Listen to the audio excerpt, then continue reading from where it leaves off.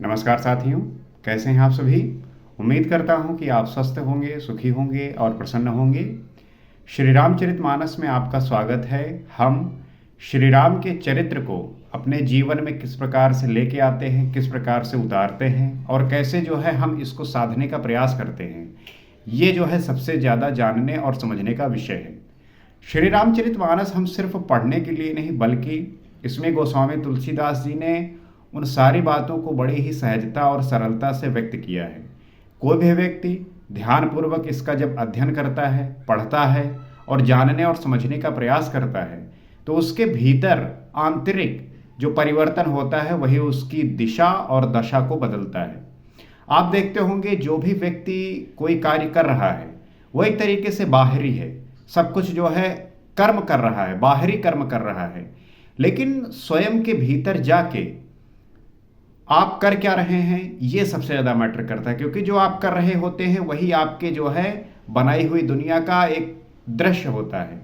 लेकिन सबसे ज़्यादा आवश्यक ये है कि आपके भीतर क्या चल रहा है, आप क्या महसूस कर पा रहे हैं और अपने अंदर के अपने आंतरिक जो दृष्टि है उसको किस तरीके से खोलते हैं, ये जो है सबसे महत्वपूर्ण है।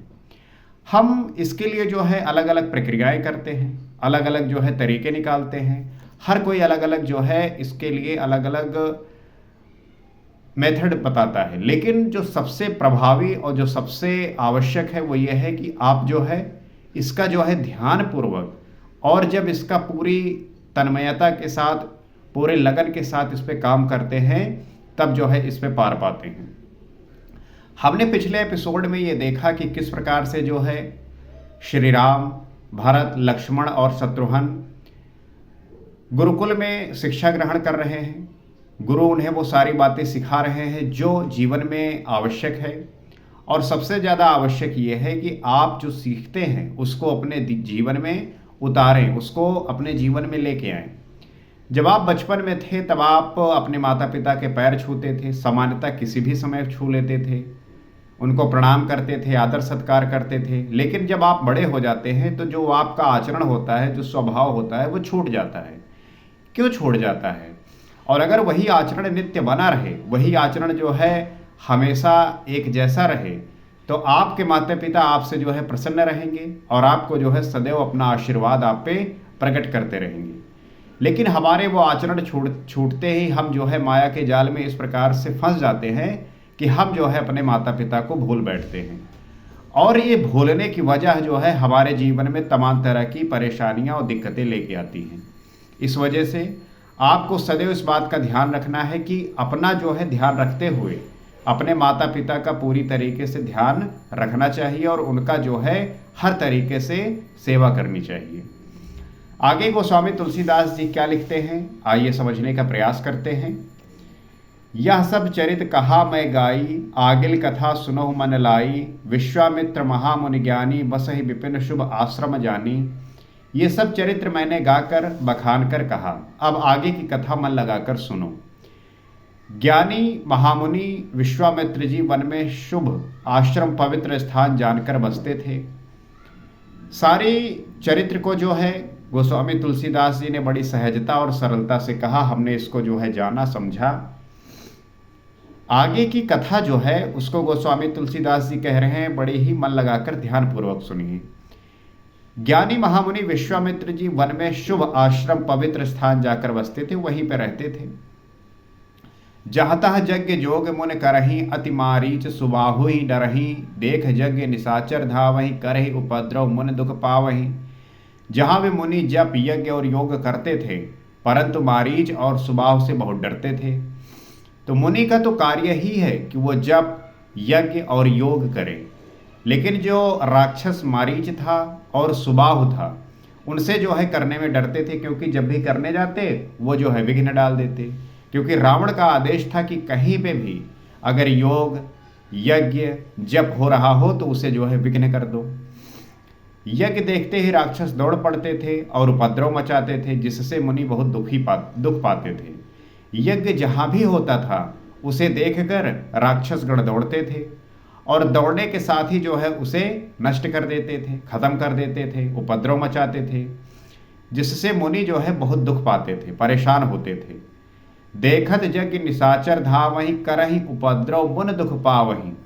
गाधि तनय मन चिंता व्यापी हर बिन मरहि न निश्चर पापी। तब मुनिबर मन कीन्ह विचारा प्रभु अवतरऊ हरन मही भारा। गाधि के पुत्र विश्वामित्र जी के मन में चिंता छा गई कि ये पापी राक्षस भगवान के मारे बिना ना मरेंगे। गाधि के पुत्र विश्वामित्र जी मन में ये चिंता किए कि ये पापी जो है राक्षस भगवान के बिना मारे नहीं मरेंगे। तब श्रेष्ठ मुनि ने मन में विचार किया कि प्रभु ने पृथ्वी का भार हरने के लिए अवतार ले लिया है। श्रेष्ठ मुनि थे। विश्वामित्र ने विचार किया कि पृथ्वी से इन राक्षसों को नष्ट करने के लिए भगवान ने अवतार ले लिया है। तब मुनिबर मन कीन विचारा प्रभु अवतरो हरन मही भारा। एहु मिस देखो पद जाई कर विनती आनो दो भाई। ज्ञान विराग सकल गुण आयना सो प्रभु मैं देखव भरी नैना। इसी बहाने जाकर मैं उनके चरणों का दर्शन करूं और विनती करके दोनों भाइयों को ले आऊं। उन्होंने ये विचार किया कि इसी बहाने मैं जो है उनके दर्शन करूंगा और विनती करके जो है दोनों भाइयों को ले आऊंगा। कौन से दो भाई? राम और लक्ष्मण। जो ज्ञान वैराग्य और सब गुणों के धाम हैं उन प्रभु को मैं नेत्र भरकर देखूंगा। तो जो ज्ञान वैराग्य और सब गुणों के धाम हैं उन प्रभु को मैं नेत्र भर के देखूंगा। यहां पे गोस्वामी तुलसीदास जी ने क्या लिखा? ज्ञान विराग सकल गुण ऐना। जो ज्ञान और वैरागी हैं। यहां आपका एक छोटा वस्तु छूट जाता है तो आप उसके बिना रह नहीं पाते, परेशान हो जाते हैं।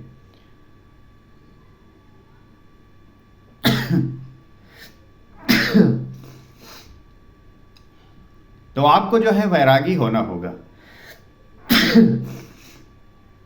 वैराग्य का मतलब यह है कि आप अपने कर्म के प्रति आप मोहित नहीं हो सकते किसी भी चीज से।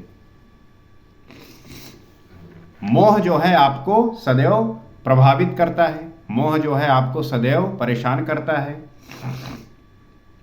तो राम के जो गुण हैं उनमें एक गुण है वैरागी होना। आपका किसी भी व्यक्ति, किसी भी वस्तु, किसी भी विषय से कोई भी लगाव नहीं होगा। दुख सुख लाभ हानि सभी में जो है एक समान रहना होगा। यही जो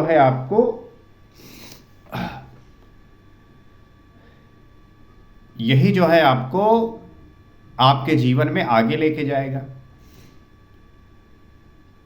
और ज्ञान, इसीलिए जो है मैं अवश्य उस पर जोर देता हूं कि आप जो है ज्ञान ग्रहण करने का प्रयास करिए। जितना हो सके आप अध्ययन करिए, चिंतन करिए, साधना करिए, योग करिए। इससे जो है आपके भीतर ज्ञान का उद्भव होगा।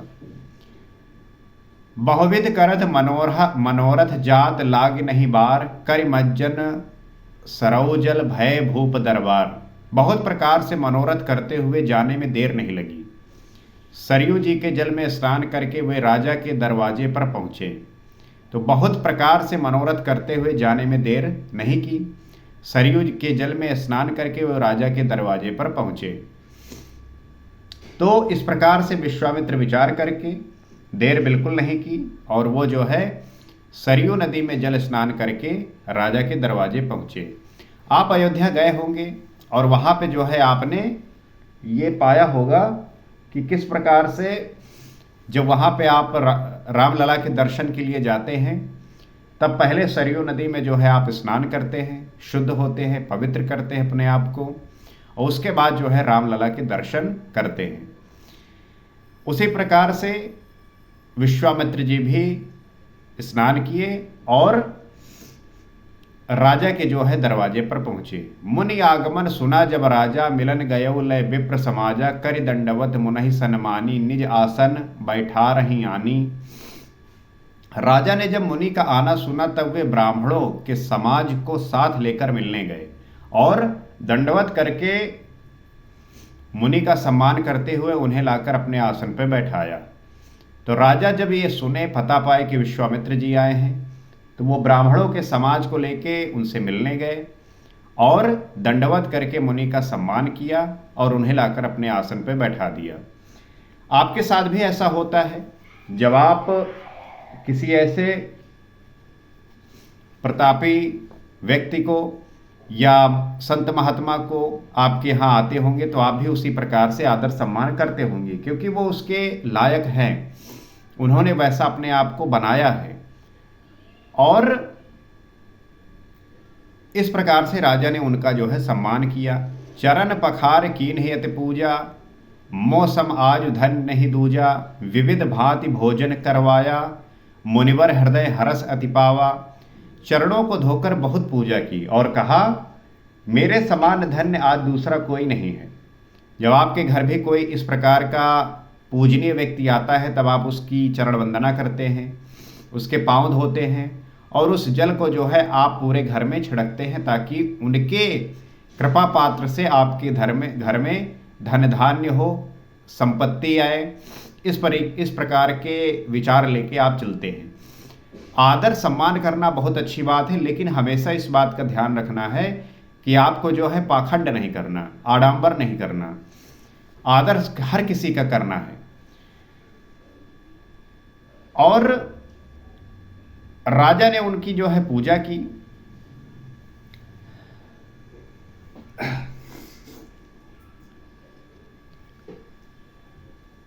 फिर अनेक प्रकार के भोजन करवाए, जिससे श्रेष्ठ मुनि अपने हृदय में बहुत ही हर्ष प्राप्त किया।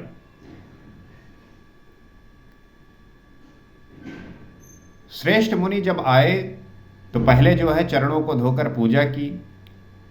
समान धन्य आज दूसरा कोई नहीं है, इस प्रकार से राजा ने अपने आप को माना और फिर अनेक प्रकार के भोजन करवाए, जिससे श्रेष्ठ मुनि अपने हृदय में बहुत ही हर्ष को प्राप्त हुए। पुन चरणनी मेले सुतचारी, राम देख मुनि देह बिसारी, भय मगन देखत मुख शोभा, जन चकोर पूरन सस लोभा। फिर राजा ने चारों पुत्रों को मुनि के चरणों में डाल दिया, उनसे प्रणाम करवाया। श्री रामचंद्र जी को देखकर मुनि अपनी देह की सुधि भूल गए। राजा ने फिर क्या किया कि उन्होंने अपने चारों पुत्रों से प्रणाम करवाया।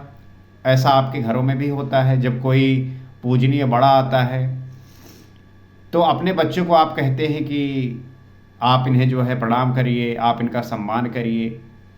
उसी प्रकार से अयोध्या नरेश दशरथ भी अपने पुत्रों से मुनि के चरणों में प्रणाम करने के लिए कहा, और रामचंद्र जी को देखकर मुनि अपनी देह की सुध ही भूल गए।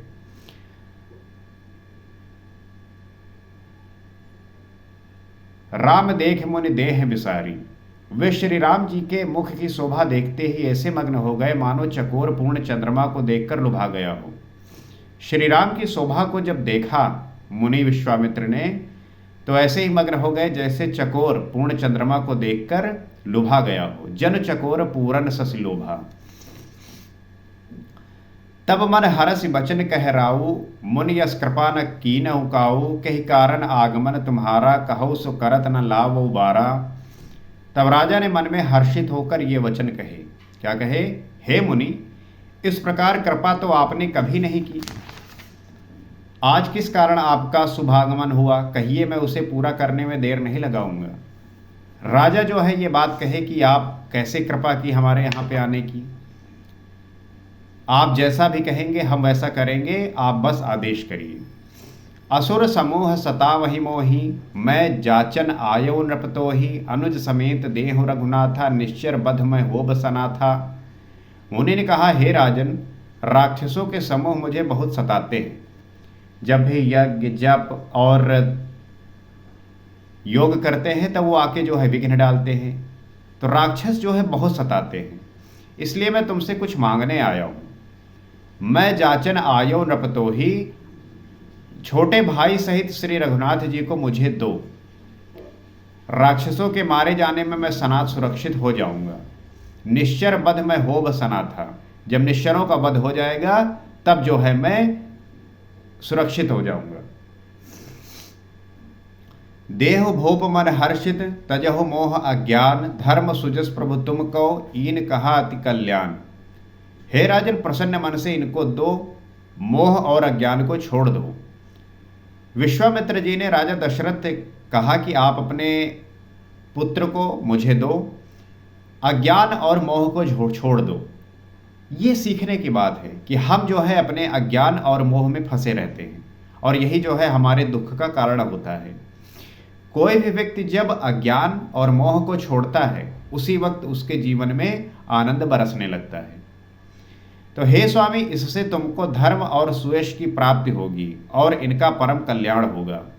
इससे होगा क्या कि धर्म और सुयश की जो है प्राप्ति होगी और इनका जो है परम कल्याण होगा।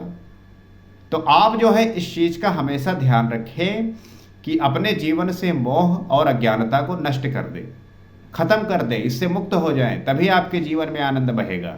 और जब तक आप मोह में मोहित हो कि हमार भैया ही कर लिए, हमार भैया ही कर लिए, ऐसा हो जाए वैसा हो जाए, तब तक आपके जीवन में समस्याएं बने ही रहेंगी, आप परेशान रहेंगे, दुखी रहेंगे। जैसे ही आप अपने जीवन से मोह और अज्ञानता को त्यागे, वैसे ही आपके जीवन में एक आनंद का प्रकाश फूटेगा और वो जो है आपको धर्म और सुयश की प्राप्ति कराएगा और आपका जो है परम कल्याण होगा। ये है जो है सुख प्राप्त करने का जो है उपाय। आप अक्सर पूछते रहते हैं ना कि क्या ऐसा उपाय है जिससे हम आनंदित रहें, सुखी रहें। तो यही है कि मोह और अज्ञानता को छोड़िए। जैसे ही आपके जीवन में ज्ञान और वैराग्य उत्पन्न होगा, आप जो है अपने जीवन में सुख और आनंद में जीने लगेंगे। मुझे पूरी आशा है कि आप जो है इन बातों को समझ पा रहे होंगे और इसका आनंद ले रहे होंगे। अगर आपको ऐसा लगता है कि ये चैनल आपको इस प्रकार से वैल्यू और वो बातें सिखा पा रहा है, समझ पा रहे हैं, सीख पा रहे हैं, तो आप जो है इस चैनल से जुड़ सकते हैं और उन व्यक्तियों तक भी ले जा सकते हैं जिनको ये सुनकर उनके जीवन में किसी भी प्रकार की दिशा भ्रम हुई हो, किसी भी प्रकार का अंधकार हो, वो रास्ता ना पा रहे हों या ऐसा कुछ भी हो जहाँ पे उन्हें संदेह है, वो इन बातों को सीख कर समझ कर इसे समझ सकते हैं और अपने जीवन को परिवर्तित कर सकते हैं। क्योंकि ये कथा इतनी बड़ी है कि हम सूक्ष्म बुद्धि लेकर इसे नहीं जान सकते, लेकिन इसमें अगर हर किसी व्यक्ति का एक आशीर्वाद और एक कृपा बनेगा तो हम वो शक्ति और ऊर्जा प्राप्त कर सकेंगे जो आवश्यक है। तो मुझे पूरी उम्मीद है कि आप जो है इसका सम्मान करते हुए समझेंगे, पढ़ेंगे और इस बात को अपने जीवन में उतारने का प्रयास करेंगे। तो आज इतना ही। अगले एपिसोड में आपसे फिर मुलाकात होती है। सीताराम।